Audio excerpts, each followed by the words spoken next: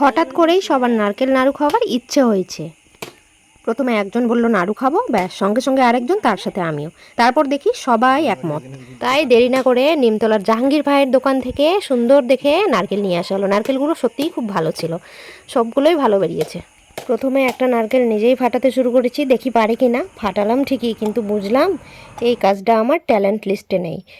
তাই আর কি করা, আমাদের বাড়ির কোকোনাট এক্সপার্ট তো আছে, বাকি সব নারকেল তার কাছেই হ্যান্ড ওভার করে দিলাম। আর সেও একেবারে প্রফেশনাল স্টাইলে একের পর এক সব নারকেল ফাটিয়ে দিল। আর আমি পাশে দাঁড়িয়ে দাঁড়িয়ে দেখছি, কারণ কাজের মধ্যে লিডারশিপও তো দরকার, তাই না? রাত তখন প্রায় 10:30।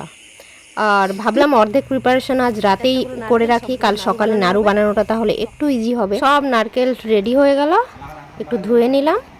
আর এবার নেক্সট স্টেপ নারকেল কুড়ানো। এই যে দেখছেন, এটাই আমাদের স্পেশাল কোকোনাট গ্রেডিং মেশিন। কিন্তু আজকে মেশিনের মুড বোধহয় একদম ভালো ছিল না, ঠিক মতো সেটিই হচ্ছে না, একবার নড়ছে আবার খুলে যাচ্ছে। শেষে বুঝলাম টেকনোলজির উপর বেশি ভরসা করলে চলবে না। তাই হাত দিয়ে শক্ত করে চেপে ধরে কোনো মতো মেশিনটাকে ম্যানেজ করে কাজ চালিয়ে যেতে হলো। তারপর ভাবলাম একার জন্য তো চাপ হয়ে যাবে, তাই সবাই মিলে কাজটা ভাগাভাগি করে নিলাম। যেমন কেউ নারকেল ধরে কুড়োচ্ছে, আবার কেউ মেশিন শক্ত করে চেপে রেখেছে, পাশে থেকে আবার কেউ মোরাল সাপোর্ট দিচ্ছে। পুরো ফ্যামিলি টিমওয়ার্ক। আর এই মেশিনটাকে কীভাবে যে ম্যানেজ করে কাজটা কমপ্লিট করেছি সেটা শুধু আমরাই জানি, সেটা না হয় ক্যামেরার পেছনেই থাক। কাজের ফাঁকে একটু গল্প, আবার একটু হাসাহাসি, আর তার সঙ্গে নারকেলের পাহাড়ও ধীরে ধীরে ছোট হতে থাকলো। কিন্তু এই করতে করতে কখন যে রাত 12টা বেজে গেল বুঝতেই পারলাম না। তো ফাইনালি রাত 12টায় আমাদের নারকেল কুড়ানো মিশন সাকসেসফুলি কমপ্লিটেড।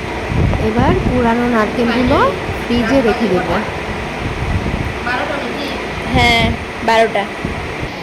সকাল হতেই আবার শুরু হয়ে গেল নারকেল নাড়ু বানানোর নেক্সট চ্যাপ্টার। রাতে কুড়িয়ে রাখা নারকেলগুলো একেবারে রেডি ছিল। সকালে উঠে প্রথমে নারকেলের মধ্যে চিনি দিয়ে ভালো করে মাখিয়ে নিচ্ছি, তারপর সেই মিক্সচার কড়াইতে দিয়ে দিচ্ছি। এবার ভালো মতো নেড়ে চেড়ে রেডি করে নেব মিক্সচারটা। মিক্সচারটা যখন প্রায় রেডি, তখন গ্যাস থেকে নামানোর ঠিক আগে দিয়ে দিচ্ছি থেতো করে রাখা এলাচ। এলাচটা পড়তেই নারকেলের সঙ্গে মিশে একেবারে সুন্দর একটা অ্যারোমা বের হতে শুরু করলো, আর সেই অ্যারোমাটা পুরো রান্নাঘরে ছড়িয়ে গেল। এবার আসল কাজ শুরু, নাড়ু বানানো।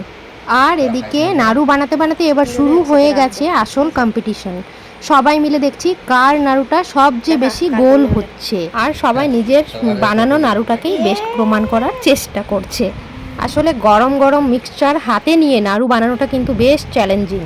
একদিকে হাত গরম হয়ে যাচ্ছে, অন্যদিকে নাড়ুটাকে আবার সুন্দর গোলও করতে হবে। মানে টেস্টের সঙ্গে একটু স্কিলও দরকার, তাই না? তো ফাইনালি সবাই মিলে বানানো আমাদের হোমমেড নারকেল নাড়ু একেবারে রেডি। আজকের মতো এই মিষ্টি আয়োজন এখানেই শেষ।